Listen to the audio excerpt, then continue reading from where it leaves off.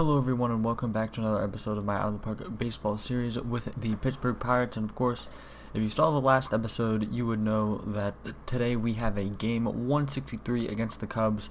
A battle to winner of this game gets into the playoffs.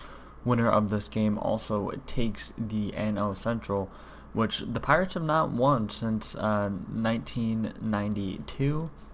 Of course, even when I mentioned this before, when the Pirates were on their 3-year playoff stretch from 13 to 15, they never won the division then, and playing in the one-game wildcard game definitely hurt them in those years. And we're also fighting to have a playoff berth for the second time in the series. Of course, we made it in 2024. We're not even going to talk about that 2025 season. And of course, we are here now. We're going to be battling out with the Cubs. So I think previously Corey Abbott maybe was slotted to start, and he's not very rested, it looks like. So it looks like they're going to be going to Aaron Nola today, possibly. He is 100% rested, so I would assume that he actually will start for them. Looking at the injuries they have, Hansel Rodriguez, a good reliever. He's actually barely even got any time with him this year, so I don't know if that's really as much of a loss. Carlos Carrasco. This is weird. He has like a ton of time left on the injured list, although it doesn't say that he's currently injured, which is kind of weird. John Gant, he is also down. Anthony Rizzo, he is also out, so he'll be missing this series, although he's a shell of what Anthony Rizzo is, of course, in real life at this point. And they have another reliever here who is fairly decent, who is injured. But looking at this team, they have a good amount of relievers. One big thing here is Josh Hader. He is very exhausted, so he's not going to be available. So they're pitching a little thin, and they don't have a lot of guys available. AJ Puck is available, it looks like. Taylor Scott looks like he could be available. But it looks like a lot of the guys who are available are just kind of their meddling middle relievers who, none of them really had a particularly great season. Of course, so that is pretty interesting. A lot of these relievers, why they are pretty decently rated, it looks like. Although, of course, maybe everyone is available in a game 163. Looking at their lineup, pretty decent team. Pretty much highlighted by Ian Happ here. In real life, this Cubs core is pretty much just dismantled and the 2021 trade deadline. But here they have pretty much very old versions of that core. Chris Bryant's 34, and he's not nearly as effective. Although he did have a good year last year. It's a pretty big drop off this season. They do have Conforto, who pretty much headlines their offense. I saw Brendan Davis, who is a pretty good player for them. Bottom of their lineup isn't too great. They have Nevin, Jose Iglesias, who of course plays a good defensive shortstop.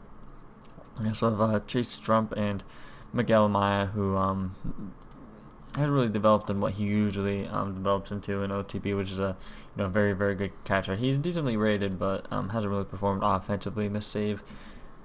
It looks like now for us, I think on the mound we're going to be having George Kirby, who is pretty much the best starting pitcher we've had this year on our team. At least I think he has been the best starter. Yeah, he was, and he's also hot, so we're definitely going to be going with him this game. Without further ado, we're going to go ahead and get into it then. Alright, so over here, the lineup screen, and I'm just taking a look here at kind of how we're going to be lining up. So that they are going to be sending Nola out. It looks like we're, of course, sending Kirby. Not a lot of our guys have experience against Nola. Actually, Brian Hayes does quite a bit. And then Brendan Davis looks like he's one of the best hitters, and he's cold for them. I don't think I'm gonna make any changes to the lineup here. I think it's all we're all probably gonna leave it the same. I'm pretty fine with that. So we're gonna go ahead and get into the game then. See what happens here. Of course, we are the home team in this game, so what we're going to do is going to go by half inning here, at least at the beginning, and then we're going to get into more, pitch by, not pitch by pitch, more batter by batter, as we, get into more high leverage situations. And looks like we get through the first inning, and we take an early lead, getting 2 runs in. Looks like, yep, it was due to a Nick Gonzalez 2-run homer. Head got on to lead off the game with a walk, and then Gonzalez, the very next batter, hit a homer. So very good to see starting out literally the first 2 batters scoring. But the Cubs come literally right back. And it was a 2-run homer of their own by Chase Strumpf, one of the worst hitters on their team. But we come back and put up a huge 4 spot in the second inning. No more home runs, but it looks like Gonzalez ended up hitting 2 more runs, so he already has 4 RBIs on the day, being huge.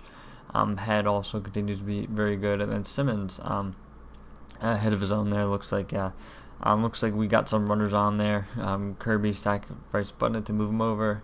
Head ended up stealing a base in there at some point. And it looks like we've already chased Nola from the game as well, so only 1 and a third inning for him. So that is pretty huge for us. Got another half inning. They do get a run back here. Another home run, one from Marcos Cabrera, another player who's not very good. He came in as a pinch hitter, and he got something going for them. Moving through here, getting through the 4th inning. We're looking pretty good. Still have a 3-run lead. Kirby is 57 pitches in, so we're going to go by half inning again, and then go through another half inning. Kirby still only 69 pitches in. We'll probably get him another half inning and go through the 6th inning strong. Looks like Kirby still has a decent amount left in the tank, 78 pitches left. I think we're going to go ahead and at least try him out there for the 7th, see what happens with runners in scoring position, and looks like nothing is doing there. He's 89 pitches in. I think we're going to go ahead and warm someone up. I'm pretty sure Happ struggles. He's not as good against left-handed pitching, and neither is Conforto. Bryant, he is much better against left-handed pitching.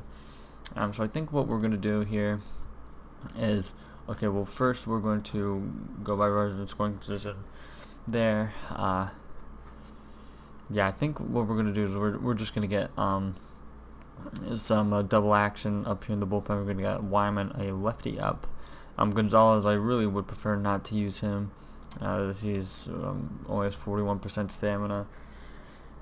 And I think next we're going to get Lawson up. So hopefully we can get through this. Kirby is fairly tired, but we're at the bottom of their lineup, so hopefully we can go through this through runners in scoring position, and we do get through the inning there. So we're going to sit both of these guys down for now. Then we're going to go a little bit batter by batter here in the bottom of the 8th.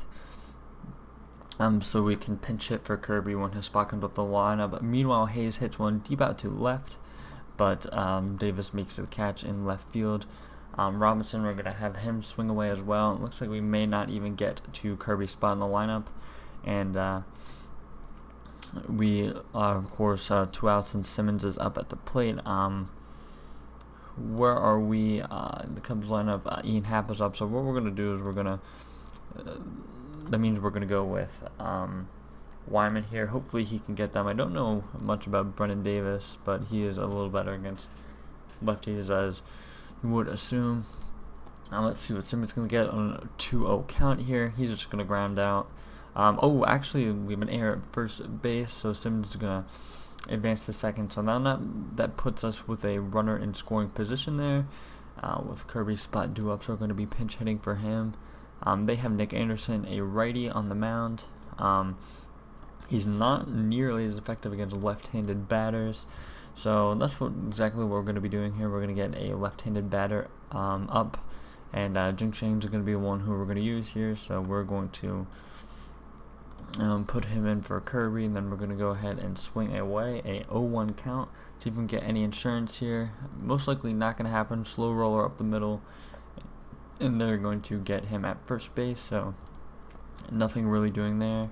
We're going to need to put Wyman into pitch, so we're going to go ahead and make that move. Yeah, we need to select him as the pitcher so he can go in there. And then we're also going to get yeah, we're in the top of the ninth here, so we're going to go ahead and get Priester up in the case that Wyman gets in some trouble here. And we're just gonna pitch to Hap here, see if we can get anything going with the 2-2 count here. Wyman was pretty decent for us this season, and he strikes out Hap right there, so one away. And now Brian is up, who is of course better against left-handed pitching. See if he can get anything going. Looks like he's not gonna have a chance as he gets hit on an 0-2 pitch. Wyman already 10 pitches in, but we're of course going to have to pitch to Conforto, who really struggles against lefties, and he goes down on strikes there. We definitely do have the option to pitch Priester here, kind of look ahead a little bit just in case something would unravel here. Nevin is better against lefties, and Iglesias is quite a bit better against lefties. As is Strump, he's decently better against lefties. So I think we're going to go ahead and put Priester in here just to hopefully secure this game. Priester's pretty much a full rest, so we're going to go ahead and use him to get hopefully the last out of this game here. He's coming in with Davis. He has an 0-1 count, but Davis is going to hit a routine grounder to Simmons, and that's no problem for him.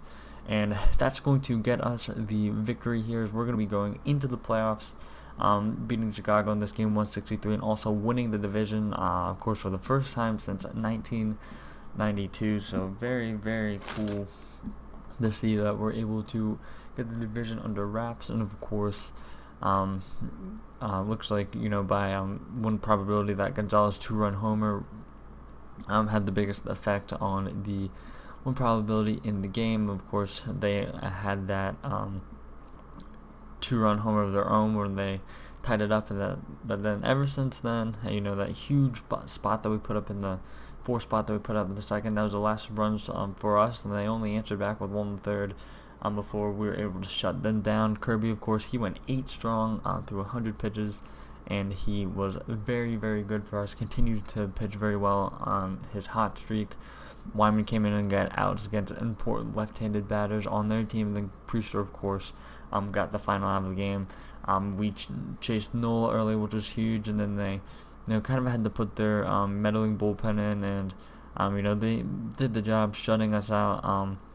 Really the big thing was, of course, getting to Nola, who he's pretty evenly matched against everyone, against lefties and righties. He, had a pretty decent year. He's usually pretty consistent OTP, usually pretty consistently a pretty good player, but, blew up there and had a meltdown. And it looks like, he, was pretty good in the past few games. Not necessarily in the last one against the Dodgers, but 7 1/3, 6 innings. 7 innings there, all with game scores above 50, so above average pitching performances, including a 65 game score against us actually in the 17th, where where they won in a 2-1 victory. So he pitched very well in that game, but here he got chased after 39 pitches, which is extremely low. I'm surprised that we were able to score 6 runs off of him, and the 1 1/3 inning with him only throwing 39 pitches. I feel like that's pretty low. So it seems like it must have been, like we're making a lot of like early contact and stuff. Yeah, he only walked 1 person. So big win for us, and that means we're gonna be heading into the playoffs. So we're gonna go ahead and sim and get the playoffs set up. Then I'm going to have to set our playoff roster and do that kind of stuff. So going to set our playoff roster, let's see what it recommends. It recommends that we carry 12 batters, which I'm also not opposed to. The 13th guy that we were playing throughout the season was Mojica, but he really didn't even get that much run. Looks like we only have 25 guys at the moment on the playoff roster, which is kind of interesting. I'm interested to see who left off. I think I might have left off a pitcher, although I'm not too sure. Antoine Kelly, Nick Garcia, Christopher Cruz. I mean, yeah, all these guys we're not gonna be using on the roster, of course. Okay, I've left Braden Webb off the playoff roster. I mean, I guess he didn't perform particularly well. Yohandy Morales, I think honestly it might be the best move to put Morales on. I mean, Webb only pitched 21 innings with us. You know, he was hurt for a lot of the season. And I don't really think, we have any issues. It's not like we'd be adding like a lefty to the bullpen. I mean, I'm fully confident with, guys like Hardley, but we got Kobos, and especially like the back of our bullpen with Montgomery, Wyman, not Wyman, and Priester, Lawson, all of those guys. For now, Nick Nelson's in there, but I'm sure he would, get some starting appearances, either him or McKenzie, really, because right now it recommends our rotation in the playoffs to be Nelson, Kirby, and Rocker. Although we're definitely going to be using a fourth guy, whether it be Nelson. Probably won't be Montgomery, I guess. Yeah, I'm not quite sure if we would use Montgomery in that role. But yeah, it'll be McKenzie or Nelson. Who are that last starting spot? I guess we're going to go ahead and use Morales as our last player on the playoff roster, just because we, at the moment, we don't have another guy who can play shortstop, so we're going to go ahead and put him on the roster, and that's going to go ahead and give us, of course, a backup shortstop that we can play. I doubt I'm going to actually play Morales over Simmons. As you know, I'm going to be controlling the managing for all the playoff games, and wants him to start every 7th game, but we're just going to be using him as an emergency case where Simmons, if he were to get hurt like he did in the regular season, Morales will be able to step in, because otherwise we just have Baracco, and he is not someone who you want to be playing at shortstop ever. So yeah, we're going to be going ahead and play him. Having Morales there, and Baracco will continue to be our defensive sub at other parts of the infield. Morales can play a little third base though, which I did not know. Looks like he actually got some experience there in AAA. So yeah, so we're going to sim ahead and see who we're actually going to be facing in the first round of the playoffs here. So our playoff matchup is set, and we're going to be playing the Phillies in the Battle of Pennsylvania playoff series. The Braves advanced over the Giants in the NL wildcard game, and the Indians, they advanced over the White Sox in the American League. So, of course, the NL was actually pretty balanced this year. The Dodgers weren't, the overwhelming favorite. Braves and Giants were both good wild cards in their own right, and the Phillies were a 96-win team in their own right. So here we're just going to do a little preview before the next series, basically because that last game 163 was fairly quick, so we're going to have time to go over their team here, previewing before the series, instead of possibly make the playoff series with a longer video than it needs to be. First, we'll go over their pitching, and they have Jack Flaherty, who is a bona fide #1 starter. Not the greatest season. He had a very, very good 2025, was less effective this year, even though he did lead the league in strikeouts. And then they have some other good young players here. Jesus Corrales, I want to say. He pretty much had his first full major league season here, at least as a starter. He pitched pretty well for them. And they also have Alex Wood, who is, of course, a veteran, who is a decent piece to have at the back of the rotation, and same as Miles Mikolas, a pitcher who had very good control. They are missing Mick Abel, who is a huge loss from their rotation, even though he wasn't too effective this year.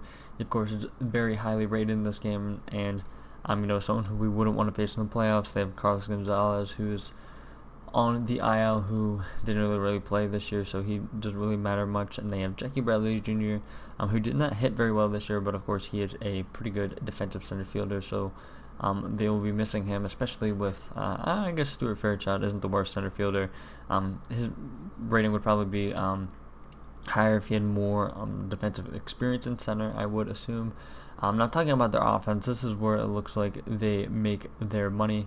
Actually, we should probably preview the bullpen here first, because it looks like they had the best bullpen in the league, at least based on ERA. Yeah, Andres Munoz, he's a dynamite back into the back into the bullpen arm for them. They also have Edgar Garcia, a former Philly who looks like they actually got back. Yeah, he was a former Philly. And then they have Thatcher Hurd, Carter Stewart, Dylan Tate. So it really looks like kind of in the middle relief for them. They don't have a ton of guys who are, highly rated, but they did give them very good performances. So, that's nothing to snuff at, because they are, or they did give pretty good performances, and then Munoz and Garcia are pretty decently rated. Now their offense was pretty good. They're third in runs scored, so definitely pretty balanced team. Their starting rotation isn't too great. They do have Munoz and bullpen who has filled out pretty nicely. But this offense, something that we're going to have to, combat with. Bryce Turang is an exceptional hitter for them. So is Bryson Stott. Had a very good season. Alec Baum also had a pretty good season for them. He's been pretty good in this save. Bryce Harper had a monster season for them. Huge season, 43 homers. He was massive for them. JT Realmuto, a decent offensive season, though of course he provides a lot of his value being a stud defensive catcher. Adam Hazley had a pretty good offensive season for them. He also plays great defense in left field. And they have Jacob Gonzalez, who is a pretty good defensive shortstop, who also is a guy who was able to get on base a little bit at the bottom of that lineup and help turn things over. So all in all, this Phillies team won 96 games, a lot more than us, even though we played in very closely competitive division.